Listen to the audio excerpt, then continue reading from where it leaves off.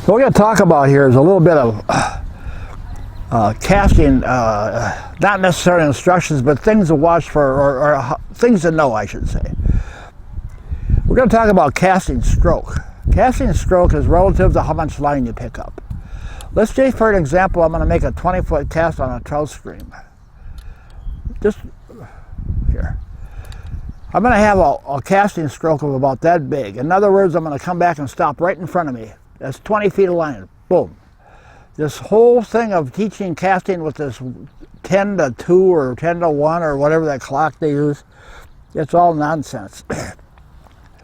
So a casting arc is, or a casting stroke is about that wide for a 20-foot cast.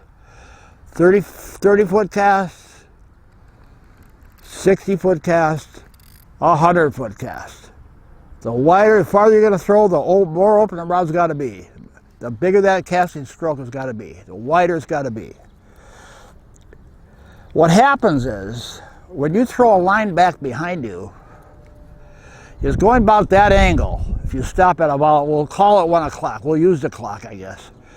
About 1 o'clock. So the line's climbing like that, and you wait, and at real fast rate, that line is falling. Once it falls below the tip, the cast is doomed right from the beginning. Right from the get-go, it's doomed. Because now it's got to come up over the top and fall in a pile.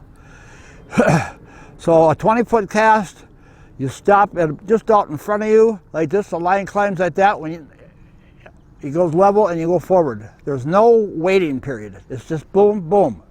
That's a 20-foot cast. Let's say now we're going to cast 60 feet of fly line. Line goes behind you, you stop at, say, 1 o'clock. As it's going back, you're letting the rod fall, you're letting the rod drop back so that it accommodates that falling line.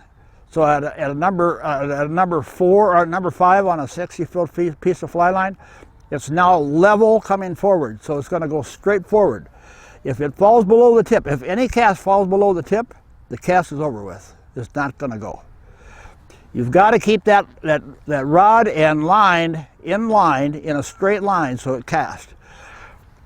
And Lefty Cray said it the best. Cast off to the side, and it's always going to be a flat cast. The minute you go over the top, timing is very critical. The cast has got to be flat. That's why you'll see almost salt guys casting flat like that. They all cast on a flat plane. They don't cast over the head. The wind affects it. It's poor. The timing is real critical. When you cast off to the side like this, it ain't critical at all. It just goes. It just wants to go. Because everything is staying flat, which is what we're trying to achieve. It is the way you cast, really. Off to the side. But traditionally, we all cast over the top, or supposedly. So the point I'm making is, the more line you got out, the farther you got to open that opening. The farther you got to open, the farther that opening, within reason. That don't mean you go way back here and go back there, because that'll kill it too. So you stop, drop the rod tip back. It's called a fade. Watch me as I stop the rod and I'll fade back with about 30 feet of line out here. Here we go.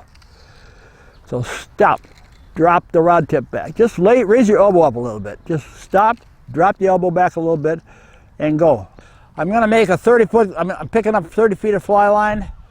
Boom, I drop the tip back just a little bit to accommodate the length of that line and lays out straight at 30, 35 feet. So what we're going to talk about is kind of throw a little bit of that double haul, single haul and double haul into it, because I think that's where a lot of people get screwed up. If you want to learn the double haul really well, just stop like this, leave the line laid back there. Now you got time to think about what you're going to do. It's not how long, it's not how far you pull it, it's not how hard you pull it, it's how smooth you pull it. Watch my left hand. And there it goes. This time here, we'll do it in real time. We're going to shoot all this line we got laying on the ground. Right there. Just by that haul, when I come forward, I'm coming forward with the rod and the line like this here, and when I get right to my leg, it's that short. That's the haul. If you rip it all the way through, you'll kill it. You can't rip that line down on a haul. You have to do it smooth. Everything's got to be smooth. It's all about creating line speed. Distance is related to line speed. It's not how hard you pull it, it's how fast you pull it at the very precise moment. That sounds really stupid when I say it that way. But watch my left hand when I go back. See how fast I pull that hand? It only went that far. That far and I returned right away. So I'm going to do that again. Right there. What I'm looking for out of my peripheral vision is the line between the rod and this. Right here, everything is straight. That means everything's running flat and straight. If I pull too hard, I'm going to have a great big slack and belly of line like that there. You cannot, I don't know why it's not coming out here. Here we go, here we go. So if you pull too hard, you'll pull real hard all the way down like this here, and you'll have that big belly of line. It's not going backwards, it's falling behind you. That little short pull is what makes it go. It's that zip. So let me do that in real time here. The little short pull. It's about 4 inches. Whoop. Also on the forward cast, you don't rip that cast down because it's not going to go anywhere. It's again, you're going to come forward and all the way through and all the way through and all the way through, and right when you hit your hip, that's when you pull it. So I'll do it that way here, right now. In fact, I'm going to turn this way to do it.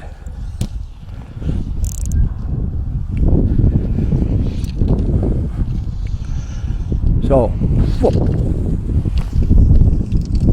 There it is. And that's into the wind, by the way. If you want to become a good caster, you have to pay attention to that short haul.